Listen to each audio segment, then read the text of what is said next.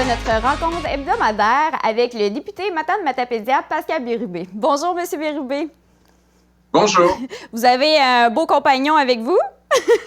Oui, c'est notre... Oups, il vient de se sauver. Bon, ça y est, c'est René, le petit Poméranien là, que je reprends dans mes bras à l'instant. Alors, le René, qui est bien content de me revoir. Ben oui. Et puis, ça me permet peut-être de glisser un mot sur le fait que les animaux de compagnie, c'est important à toute période de l'année, mais particulièrement pendant les déménagements. Souvent, il y a des animaux qui sont abandonnés. Alors, il faut encore le répéter, que nos petits compagnons, mais il faut s'en occuper. Alors, lui, il est particulièrement actif, comme on peut le voir. Et on s'en occupe bien, donc ça me permet de repasser ce message-là.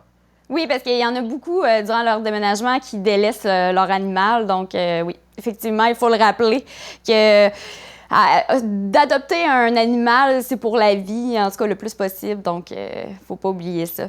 J'ai vu que vous travaillez, j'ai vu que présentement, vous travaillez pour que nous ayons à Amkoui des chaises d'hémodialyse.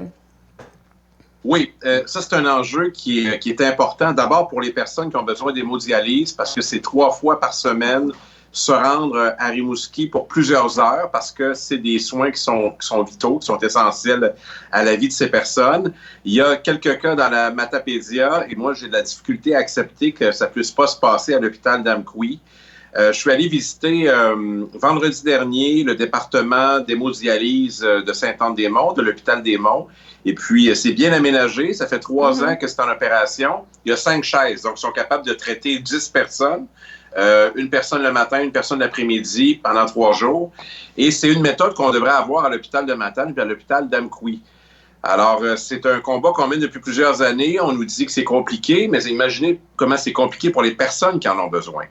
Alors, on a un nouveau ministre de la Santé. Je vais revenir à la charge. Je trouve ça très important d'améliorer la qualité de vie de ces personnes. Et il faut limiter au maximum les déplacements entre notre région de la Matapédia et Rimouski dans tous les soins possibles où on peut éviter de s'y rendre. Je pense qu'il faut prioriser là, des soins locaux sur place dans notre région. Parce que là, présentement, ils doivent se déplacer, donc ouais, c'est un peu plate. Là. Oui, 3 jours par semaine, beau temps, mauvais temps, puis rendu...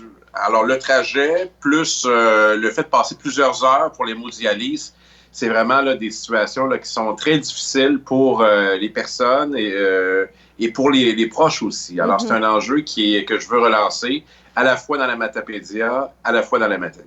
C'est maintenant officiel. Nous savons maintenant les candidats de la course à la chefferie du Parti québécois. Oui, alors la course est lancée parce qu'on a 4 candidatures officielles. C'est Frédéric Bastien, Paul Saint-Pierre Plamondon, Sylvain Godreau et Guy Nantel. Le vote aura lieu en octobre, mais pour les personnes qui souhaiteraient participer, il faut devenir membre sur le site du Parti québécois.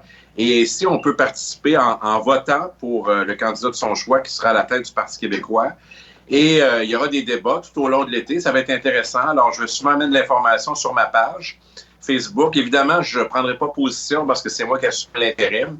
Mais ça va être des débats drôlement intéressants. Alors, j'invite les gens à suivre ça et puis à devenir membre ou à renouveler sa carte de membre. Ça va se passer beaucoup au Parti québécois, les échanges d'idées intéressants au cours des prochaines semaines. Ça a brassé beaucoup la semaine passée concernant la fête... qu'il y a eu l'absence des drapeaux du Québec lors du spectacle de la Fête nationale. Et j'avais envie de savoir qu'est-ce que vous en pensez. Un spectacle de la Fête nationale magnifique, très intéressant, très créatif, mais il manquait quelque chose d'essentiel, un symbole rassembleur. Le drapeau du Québec n'était pas là. C'est pas comme si on savait pas qu'il y aurait pas de spectateurs qui auraient apporté leur propre drapeau. C'est une erreur quand même importante. Je l'ai signifié sur les réseaux sociaux. Soyez assurés qu'à la Fête du Canada, ils n'oublieront pas le drapeau, eux autres. Hein? Il va être très présent, puis il va en avoir des gros, puis ils vont être partout. Alors, il faut peut-être réaffirmer, pas peut-être, certainement réaffirmer des symboles nationaux importants. Le drapeau, là, c'est le drapeau de tous les Québécois. Il doit flotter à la Fête nationale, mais tout au long de l'année, en toutes circonstances, c'est un symbole de ralliement. Tout comme notre langue, la langue française, est un symbole de ralliement. Alors, on n'a pas à se cacher là, de nos symboles nationaux. On est un grand peuple. Alors, arborons fièrement nos symboles nationaux qui sont rassemblants. C'est quand même spécial qu'il n'y a personne de l'équipe ou de la production qui a pensé à ça. Il manque le symbole de la fête, justement. C'est quand même Alors, spécial. je sais pas. Bon, on nous dit que c'est une erreur, mais en même temps, c'est tellement bien préparé, ces spectacles, que j'ai de la difficulté à croire que c'est un oubli. Mais bon, il faut prendre la parole des organisateurs puis s'assurer que ça ne se reproduise plus. J'ai une suggestion, on pourra en mettre le double l'année prochaine. Oui, effectivement. J'ai vu que vous avez envoyé un livre de la Gaspésie à M. Legault la semaine passée. Ben oui, en fait, c'est le guide touristique 2020 de la Gaspésie. C'est un suivi à l'intention qu'il a annoncé à l'Assemblée nationale de visiter notre région. Alors, je lui ai envoyé le guide touristique de notre région. Peut-être préciser que c'est le guide de la Gaspésie.